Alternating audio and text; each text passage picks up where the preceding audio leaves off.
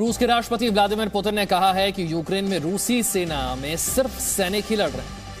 रूस की professional army ही वहां पर तैनात है। पुतिन का यह बयान ऐसे समय में आया है जब यह दावा किया जा रहा था कि रूस सीरिया के लड़ाकों की भी मदद ले रहा है। सीरिया के लड़ाके रूस की सेना के साथ मिलकर कीव पर कब्जा करने के अभियान में जुटे हैं और इसके बदले इन लड़ाकों को $300 दिए जा रहे हैं। लेकिन व्लादिमीर पुतिन ने इस बात का खंडन किया है और कहा है कि सिर्फ रूस की सेना ही यहां पर लड़ाई लड़ रही है, किसी और देश के लड़ाके इस सेना में शामिल नहीं है।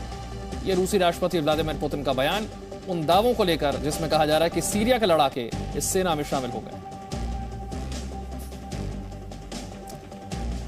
रूस के साथ चल रहे युद्ध के बीच यूक्रेन ने दावा किया है कि कई विदेशी सैनिक उसके साथ रूस के खिलाफ लड़ाई में उतर आए। यूक्रेन की सेना ने यूक्रेनी मीडिया के जरिए पहले एक तस्वीर जारी की और इसका एक वीडियो भी सामने आया जिसमें कुछ विदेशी सैनिक यूक्रेनी सैनिकों की वर्दी में लड़ाई करते हुए नजर आ रहे थे। यह दावा किया गया कि उसकी सेना में यूक्रेन के अलावा कई और देशों के सैनिक भी जुड़ गए हैं।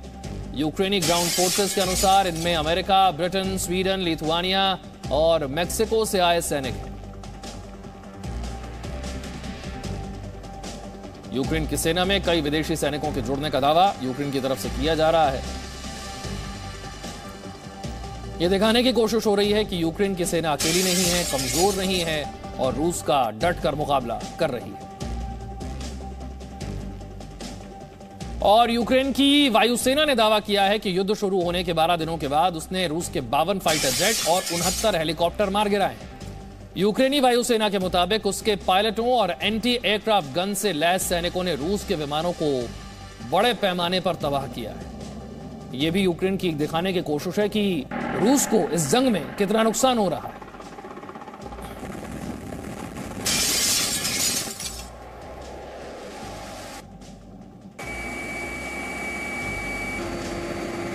वायुसेना का यह दावा कि 12 दिनों में रूस के 52 फाइटर जेट ध्वस्त कर दिए गए, 69 हेलीकॉप्टर गिरा दिए गए। यह यूक्रेन का दावा है। यह दिखाने की कोशिश कि रूस को कितने बड़े पैमाने पर इस युद्ध में नुकसान हो रहा है।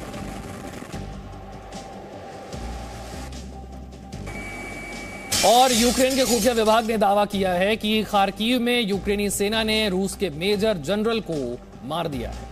यूक्रेन ने यह दावा किया है कि खार्किव में उसने रूस के मेजर जनरल को ढेर कर दिया।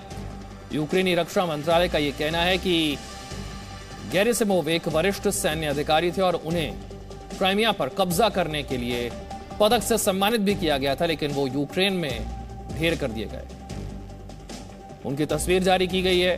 क्राइमिया के युद्ध में जो सम्मानित किए गए गेरासिमोव, रूस के मेजर जनरल, उन्हें ढेर कर दिया गया यूक्रेन की तरफ से। और रूस यूक्रेन युद्ध के बीच 2 अमेरिकी डिस्ट्रॉयर्स डोनाल्ड कुक और फॉरेस्ट स्ट्रमन बाल्टिक क्षेत्र के समंदर में देखे गए हैं।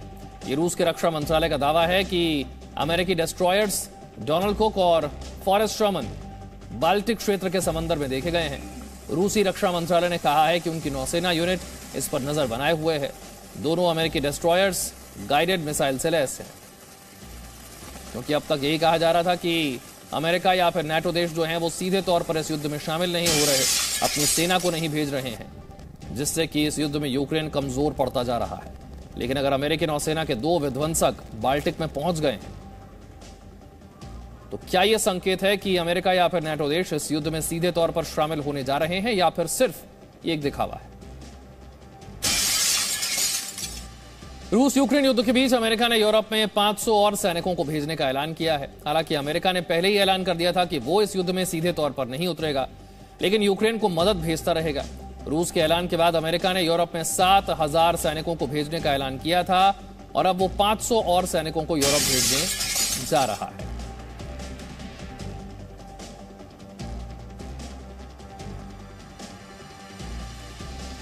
यूरोप में 500 और सैनिकों को भेजेगा अमेरिका।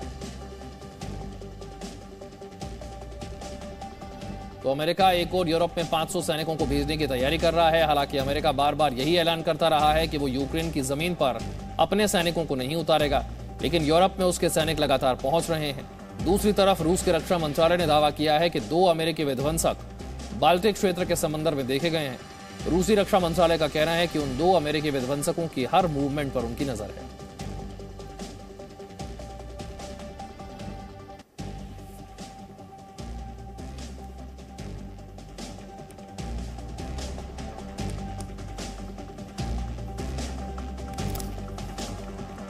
इसी के साथ वक्त एक छोटे से ब्रेक का है। Presenting B News app, available on Google Play and App Store. Download it now.